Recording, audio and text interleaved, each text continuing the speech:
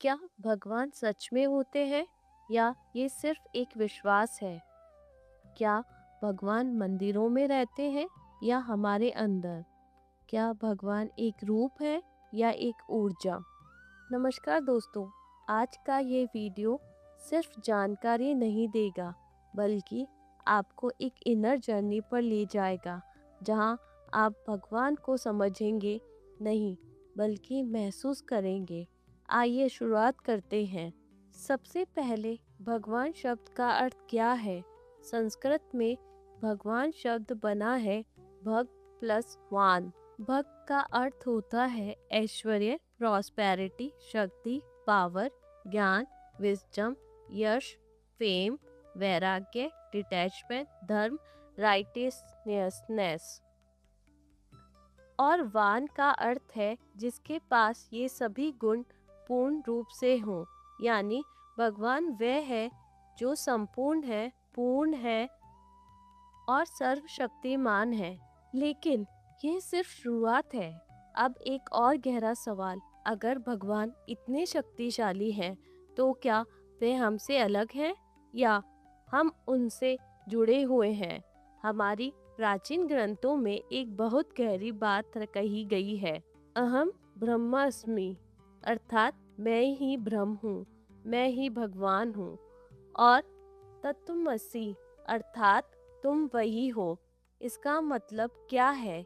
इसका मतलब ये है कि भगवान कोई बाहर बैठी हुई शक्ति नहीं, बल्कि हमारी आत्मा का असली स्वरूप है।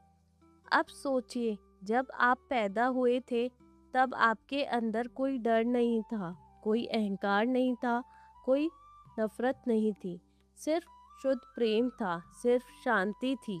वही आपका असली स्वरूप है और वही भगवान है। लेकिन जैसे जैसे हम बड़े होते हैं, हमारा मन डर, चिंता, अहंकार और नकारात्मकता से भर जाता है और हम अपने असली स्वरूप को भूल जाते हैं। इसलिए भगवान को पाना मतलब कुछ नया पाना नहीं, बल्कि अपने असली स्वरूप को याद करना है। अब एक और सवाल, अगर भगवान हमारे अंदर है, तो हमें मंदिर, पूजा, मंत्र की क्या ज़रूरत है? बहुत सुंदर सवाल। मंदिर, पूजा, मंत्र ये सब टूल्स हैं, माध्यम है, जो हमारे मन को शांत करते हैं, हमारी ऊर्जा को शुद्ध करते हैं और हमें अपने अंदर झांकने में मदद करते हैं।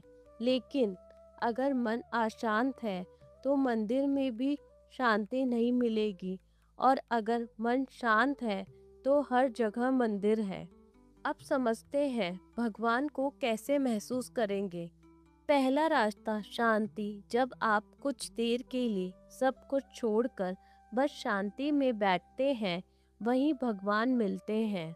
दूसरा रास्ता प्रेम।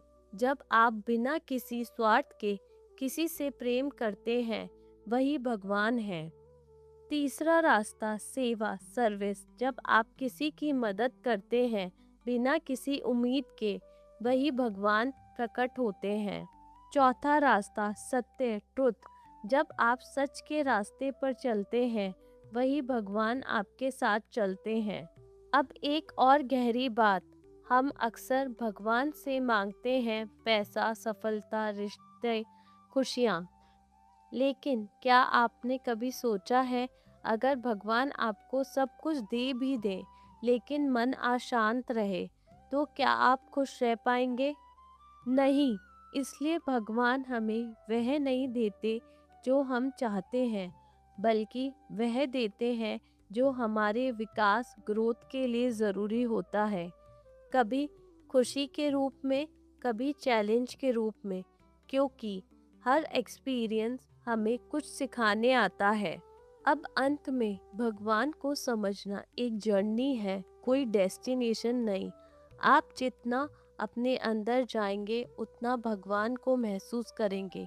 तो आज से भगवान को बाहर ढूंढना बंद कीजिए और अपने अंदर झांकना शुरू कीजिए, क्योंकि भगवान कोई दूर नहीं, वो आपके अंदर की सबसे पवित्र, सबसे शांत और सबसे ऊंची ऊर्जा है।